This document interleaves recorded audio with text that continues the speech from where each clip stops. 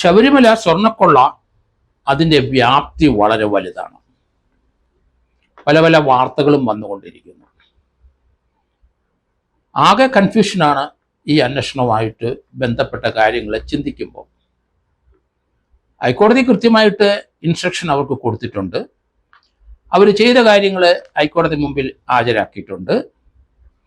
ഇപ്പോൾ വരുന്ന വാർത്തകൾ അവിടെ നമ്മൾ പ്രതീക്ഷിക്കുന്നതിലും കൂടുതൽ തട്ടിപ്പ് നടന്നിരിക്കുന്നു എന്നാണ്. ഇതിനൊന്നും ഒരു കണക്കില്ല. ദേവസ്വം ബോർഡിലെ കലാകാലങ്ങളിലെ 98-99 ശേഷം വന്ന പ്രസിഡന്റുമാരും ദേവസ്വം ബോർഡ് അംഗങ്ങളും കുറ്റവാളികൾ തന്നെ. അതിന് മേൽനോട്ടം ഉണ്ടായിരുന്ന അവർക്ക് മേലെയുള്ളവരും കുറ്റവാളികൾ തന്നെ. ആകെ അന്വേഷണത്തിന് ഇനി വിപുലമായ ഏരിയകൾ പോകാനുണ്ട് എന്ന് SITക്ക് അറിയാം. പോലീസ് ഓഫീസേഴ്സ് കുറവ്. രണ്ടുപേര് വന്നിരിക്കുന്നത് തന്നെ പാർട്ടിയുടെ അനുഭാവമുള്ള 2 സർക്കിൾ ഇൻസ്പെക്ടർമാരാണ് എന്നും വാർത്ത വരുന്നുണ്ട്.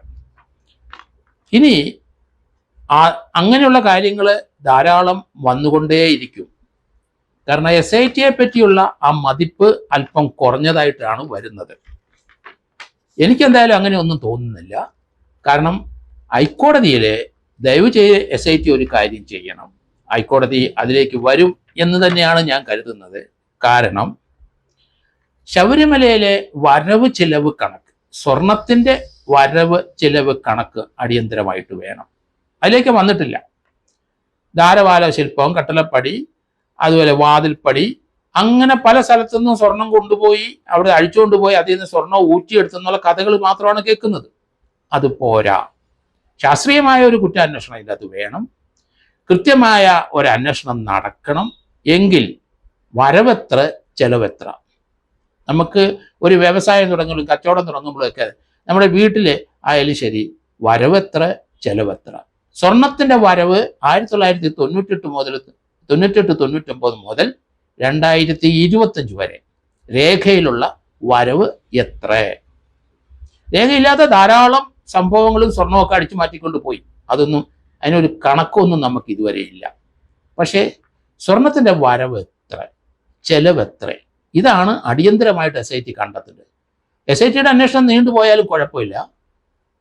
98-99 കാലഘട്ടത്തിൽ നമുക്കറിയാം വിജയം മല്യ 44 കിലോ 800 ഗ്രാം സ്വർണം അവിടെ കൊണ്ടുവന്നിട്ടുണ്ട്. അതിന് മകസറുണ്ടല്ലോ. അപ്പോൾ വരവ് അവിടെ അത്ര ഉണ്ടെന്നുള്ള കാര്യത്തിൽ യാതൊരു സംശയമില്ല. അതിൽ നിന്ന് അടിച്ചു മാറ്റിയൊക്കെ പിന്നത്തെ കാര്യം. അതേ സമയത്ത് 44 കിലോ 800 ഗ്രാം സ്വർണം വന്നു. അതിന് രേഖയുണ്ട്, അതിന് മകസറുണ്ട്. അപ്പോൾ അത് വരവിനകത്ത് അത്രയും വന്നു കഴിഞ്ഞു. അതുകൂടാതെ 2017 കൊടിമരത്തിൻ്റെ ആവശ്യത്തിന് ഒരു 9.5-10 കിലോ സ്വർണം വന്നിട്ടുണ്ട്. അപ്പോൾ 44-10 54 കിലോ സ്വർണം അവിടെയായി. 2015 18-ാം പടി പഞ്ചലോഹം, അവിടെ പഞ്ചലോഹം കൊണ്ടാണ് 18-ാം പടിയെല്ലാം പൂശി തീർത്തിരിക്കുന്നത്. 2009 ഉപദേവ ക്ഷേത്രത്തിലെ കുമരൻ സിൽക്ക് ചെന്നൈയിൽ അവരും സ്വർണം കൊണ്ടുവന്നിട്ടുണ്ട്. അത് കൃത്യമായിട്ട് SIT കണ്ടെത്തണം.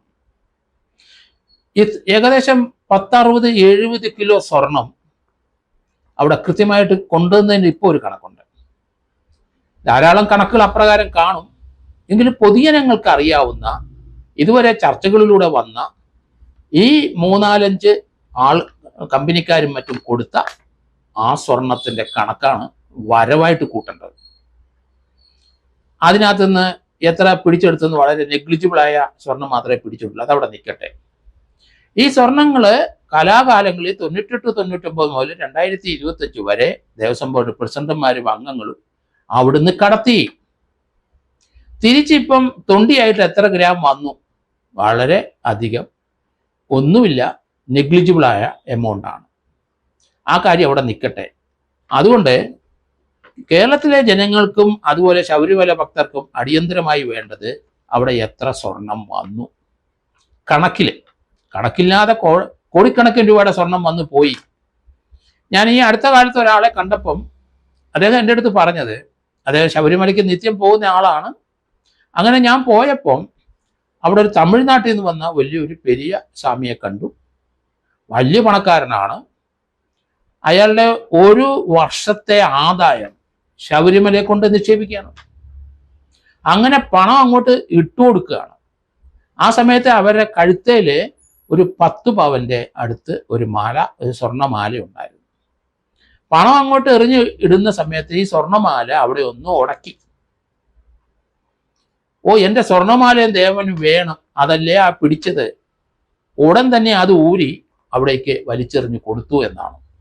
ദേവൻ അത് ആവശ്യപ്പെട്ടു, അതുകൊണ്ടാണ് എൻ്റെ സ്വർണ്ണമാല അവിടെ ഉടക്കിയത്. ഇതൊക്കെയാണ് ശബരിമല അയ്യപ്പനെ സ്തുതിക്കുന്നവരും അയ്യപ്പനെ ആരാധിക്കുന്നവരും അവരുടെ അയ്യപ്പനെ എത്ര കൊടുത്താലും അവർക്ക് മതിയാകില്ല. അത് മുഴുവൻ ഇവിടെ തട്ടിച്ചുകൊണ്ട് പോവുകയല്ലേ. അവിടെ വരുന്ന സ്വർണങ്ങൾ മുഴുവൻ തട്ടിച്ചുകൊണ്ട് പോവുകയാണ്. അതാണ് കേരളത്തിൽ നടക്കുന്നത്. ആര് കൊണ്ടുപോയി, എങ്ങോട്ട് കൊണ്ടുപോയി എന്നൊക്കെ ഇനി വരാൻ പോകുന്ന കാര്യങ്ങൾ. അതുകൊണ്ട് SIT തീർച്ചയായിട്ടും ഹൈക്കോടതി ബോധിപ്പിക്കണം. അവരുടെ കണക്കനുസരിച്ച് 98-99 മുതൽ 2025 വരെ എത്രമാത്രം സ്വർണം വന്നു, കട്ടിലപ്പടി അങ്ങോട്ട് കൊണ്ടുപോയി ഇങ്ങോട്ട് കൊണ്ടുപോയി കണക്കൊക്കെ അവിടെ നിൽക്കട്ടെ. മൊത്തമായി എത്ര കിലോ സ്വർണം അറിയപ്പെടുന്ന ആൾക്കാർ, കുമരൻ സിൽക്ക് കൊടുത്തിട്ടുണ്ട്, വിജയമല്യ കൊടുത്തിട്ടുണ്ട്, അതുപോലെ തന്നെ കോട്ടയം ജില്ലയിലെ കുറേ ആൾക്കാർ അവിടെ കുറേ സ്വർണം കൊടുത്തിട്ടുണ്ട്. അങ്ങനെ കുറേയധികം അറിയപ്പെടുന്ന ആൾക്കാർ കൊടുത്ത സ്വർണത്തിൻ്റെ കണക്ക് SIT എടുക്കണം. അത് എവിടെ പോയി? അത് ദേവസ്വം ബോർഡിലെ പ്രസിഡന്റുമാരും അംഗങ്ങളും ഒക്കെ വീതിച്ച് കുറെ കൊണ്ടുപോയി വലിയ സൗധങ്ങളൊക്കെ വെച്ചെങ്കിലും കോടിക്കണക്കിന് രൂപയുടെ സ്വർണ്ണമല്ലേ പോയിരിക്കുന്നത്. ഇത് എങ്ങോട്ട് ഒഴുകി? അതാണ് കാണുന്നത്. അത് പിന്നീട് കണ്ടാലും 1 വർഷമോ 2 വർഷമോ എടുത്താലും വേണ്ടില്ല എന്നാണ് ഞാൻ പറയുന്നത്. SIT അന്വേഷിക്കേണ്ടത് മൊത്തം അവരുടെ കണക്കനുസരിച്ച് ശബരിമലയിൽ അറിയപ്പെടുന്ന വ്യാപാരികളും വ്യവസായികളും എത്ര കിലോ സ്വർണം ശബരിമല ശാസ്താവിന് വേണ്ടി കൊടുത്തു, അതാണ് കണ്ടെത്തൽ. അല്ലാതെ അവിടെ കുറച്ച് അതിൻ്റെ പാളികൾക്ക് ഇളക്കിക്കൊണ്ടുപോയി അതിൽ നിന്ന് കുറഞ്ഞ സ്വർണം ഊറ്റി എന്നൊക്കെ പറയുന്നതിൽ അങ്ങനെയുള്ളൊരു കണക്കൊന്നുമല്ല ആവശ്യം. ആ SIT കണ്ടെത്തേണ്ടത് 1998, 99, 2025 എത്ര കിലോ സ്വർണം അവിടെ വന്നു, അതൊരു കണക്ക് വേണമല്ലോ. അങ്ങനെ ഒരു ഇൻവെസ്റ്റിഗേഷൻ മുന്നോട്ട് കൊണ്ടുപോകാൻ പറ്റുള്ളൂ. വന്നത് എത്രയെന്ന് ആദ്യം കണ്ടുപിടിക്കുക, ആ വിവരം ഒന്ന് ഹൈക്കോടതിയെ ബോധിപ്പിക്കുക. അതിനുശേഷം ഈ ടീം മാറിയാലും പ്രശ്നമില്ല, CBI വന്നാലും പ്രശ്നമില്ല, ഇവിടുത്തെ വേറെ അന്വേഷണം ഗവൺമെന്റിന് താല്പര്യമുള്ള അന്വേഷണ ഉദ്യോഗസ്ഥർ വന്നാലും അങ്ങനെയുള്ള ആരോപണങ്ങളൊക്കെ ഒത്തിരി വരുന്നുണ്ടല്ലോ. അതുകൊണ്ട് കൃത്യമായി ശബരിമലയിലെ അറിയപ്പെടുന്ന വ്യവസായികളും ശബരിമല ഭക്തരും കൊടുത്ത സ്വർണത്തിന്റെ കണക്ക് ആദ്യം ഒന്ന് വെളിപ്പെടുത്തുക SIT. അവിടുന്ന് സ്വർണത്തിന്റെ അംശങ്ങൾ പണ്ട് അവിടെ പൂശിയതിന്റെ അതെല്ലാം ISRO ബന്ധപ്പെട്ട് അതിന്റെ മാറ്റ് തീരുമാനിക്കാനൊക്കെ കൊടുത്തിട്ടുണ്ട്. അതൊക്കെ അവിടെ നിൽക്കട്ടെ. ഞാൻ പറയുന്നത് ശബരിമലയിൽ വന്ന സ്വർണത്തിന്റെ ഒരു കണക്ക്, ആ കണക്ക് വെച്ച് നമുക്ക് അന്വേഷണം തുടങ്ങാവുന്ന. ആ പണം മുഴുവൻ എങ്ങോട്ടാണ്? എത്രയോ കോടി രൂപയുടെ സ്വർണമാണ് പോയിരിക്കുന്നത്. അതുപോലെ അവിടെ നേർച്ചയായിട്ടും വരുന്ന ധാരാളം സ്വർണങ്ങളും ഡയമണ്ടുകളൊക്കെ ഉണ്ട്. അതിൻ്റെ ഒന്നും കണക്ക് ഞാൻ ചോദിക്കുന്നില്ല. ഇവിടെ നമുക്ക് വേണ്ടത് ശബരിമലയിലെ വിജയമല്യ ഉൾപ്പെടെയുള്ളവർ എത്ര കിലോ സ്വർണം അവിടെ കൊടുത്തിട്ടുണ്ട്, കഴിഞ്ഞ ഏകദേശം 25-26 വർഷത്തിനിടയിൽ എത്ര വന്നു, വരവ് ചെലവ് കണക്കാണ് ചോദിക്കുന്നത്. എത്ര വന്നു നമ്മൾ അറിഞ്ഞു, എന്നിട്ട് എത്ര ചെലവായി, എത്ര നമുക്ക് തൊണ്ടി കിട്ടി, ഇതിലെ കണക്ക് ശരിയാവുള്ളൂ. അതുകൊണ്ട് നമുക്ക് അടിയന്തരമായിട്ട് SITയുടെ ശ്രദ്ധ വരേണ്ടത്, അത് ഗവൺമെന്റ് മാറിയാലും ശരി പുതിയ ഗവൺമെന്റ് വന്നാലും ശരി, നമുക്കതിനൊരു കണക്ക് വേണം. അത് ഹൈക്കോടതിയെ ബോധ്യപ്പെടുത്തണം എന്ന് ഞാൻ പറഞ്ഞു. ഹൈക്കോടതിക്ക് അത് മനസ്സിലായിട്ടുണ്ട്. അത് ഹൈക്കോടതി ചില അതൃപ്തികളൊക്കെ രേഖപ്പെടുത്തിയിട്ടുണ്ട്. അതൊക്കെ നമ്മൾ മനസ്സിലാക്കുന്നുണ്ട്. അതുകൊണ്ട് ഏതായാലും പിടി വീണ് കഴിഞ്ഞിരിക്കുന്നു ഈ പണം എങ്ങോട്ട് ഒഴുകി. ഇതിനകത്ത് ചില തൽപര കക്ഷികൾ പണം കുറച്ചൊക്കെ മോട്ടിച്ചെടുത്ത് അവർ വീട് വെക്കുകയും സ്ഥലം വാങ്ങുകയും പലിശ കൊടുക്കുകയൊക്കെ ചെയ്തിട്ടുണ്ട്. അതിൻ്റെ എത്രയോ ഇരട്ടിയാണ് ആ പണം ഒഴുകിപ്പോയിരിക്കുക. അത് എങ്ങോട്ടാണ്, ഏത് വ്യക്തിയിലിട്ട് ആര് മുഖേന പോയി? പത്മകുമാറിന് അത് അറിയാം. പത്മകുമാർ പറഞ്ഞല്ലോ, താൻ ദൈവതുല്യം സ്നേഹിക്കുന്നവർ ഇതിൻ്റെ അകത്ത് ഇടപെട്ടിട്ടുണ്ട്. അതുപോലെ അതിനകത്തൊരു വാക്കൂടെ പറഞ്ഞല്ലോ, കടകംപള്ളി സുരേന്ദ്രൻ ആരാണെന്ന് വളരെ മോശമായ ഒരു പദം അതേ ഉപയോഗിച്ചല്ലോ. അവരൊക്കെ വേസ്റ്റായ ആൾക്കാരെ അവരോട് എനിക്ക് ബോധ്യപ്പെടുത്തേണ്ട കാര്യമില്ല. താൻ ദൈവതുല്യം സ്നേഹിക്കുന്ന ആൾക്കാരെ അല്ലേ ബോധ്യപ്പെടുത്തേണ്ടത്. അത് ആരാണ്, അങ്ങോട്ട് പണം ഒഴുകിയോ, അതാണ് SIT കണ്ടുപിടിക്കേണ്ടത്. ഇതിനകത്ത് സർക്കാരിൻ്റെ ഒരു അന്വേഷണം അല്ല, ഇത് ഹൈക്കോടതിയുടെ നേരിട്ടുള്ള ഒരു അന്വേഷണമാണ്. അതിൽ സർക്കാർ വേണ്ട ഹെൽപ്പുകൾ ചെയ്യുന്നുണ്ട്. ആരോ ആയിക്കോട്ടെ, മുഖ്യമന്ത്രി കഴിഞ്ഞ ദിവസം പറഞ്ഞല്ലോ, ഇതിനകത്തുള്ള അന്വേഷണത്തിലൊന്നും അവർക്ക് താല്പര്യമില്ല. അവർ പറഞ്ഞിട്ടല്ല ഹൈക്കോടതിയുടെ ഡയറക്ഷൻ കൊണ്ടാണ് ഇങ്ങനൊരു അന്വേഷണം ഒരു ടീമിനെ സൃഷ്ടിച്ചത്. അവർ കൃത്യമായിട്ട് അന്വേഷിക്കുന്നുണ്ടെന്ന് കഴിഞ്ഞ ദിവസം മുഖ്യമന്ത്രി പറയുകയും ചെയ്തു. വരട്ടെ, എങ്ങോട്ട് പണം ഒഴുകിയെന്ന് കണ്ടെത്തട്ടെ ആ ടീം. അതുകൊണ്ട് മൊത്തം അവിടെ വന്നിരിക്കുന്ന മറ്റതിനൊന്നും കണക്കില്ല. മൊത്തം അറിയപ്പെടുന്ന വ്യവസായികൾ അവിടെ കൊടുത്തിരിക്കുന്ന സ്വർണം എത്ര കിലോ ഉണ്ട്? ഒരു 100 കിലോയ്ക്ക് അടുത്ത് വരും എന്നാണ് ഞാൻ കരുതുന്നത്. 100 കിലോ സ്വർണം എന്ന് പറഞ്ഞാൽ എങ്ങോട്ടാണ് ആ പണം ഒഴുകിയത്? അത് തീർച്ചയായിട്ടും SIT കണ്ടെത്തണം. അത് പത്മകുമാറിന് ആ വിവരം അറിയാം എന്ന് എനിക്ക് വ്യക്തതയുണ്ട്. കാരണം അദ്ദേഹത്തിൻ്റെ ആ സംഭാഷണത്തിന് അതിനകത്ത് എല്ലാം അടങ്ങിയിട്ടുണ്ട്. അദ്ദേഹം ദൈവതുല്യം സ്നേഹിച്ച വ്യക്തികൾ ഇതിനകത്തുണ്ട്.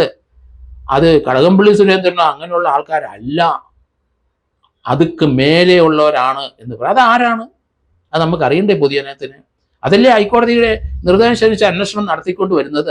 ആ ആളെ കണ്ടെത്താനോ അല്ലെങ്കിൽ ആ വ്യക്തിയെ കണ്ടെത്താനോ അല്ലെങ്കിൽ ആ സ്ഥാപനത്തിനെ കണ്ടെത്താൻ വേണ്ടിയിട്ടല്ലേ. അതിലേക്കാണ് അന്വേഷണം വരേണ്ടത്.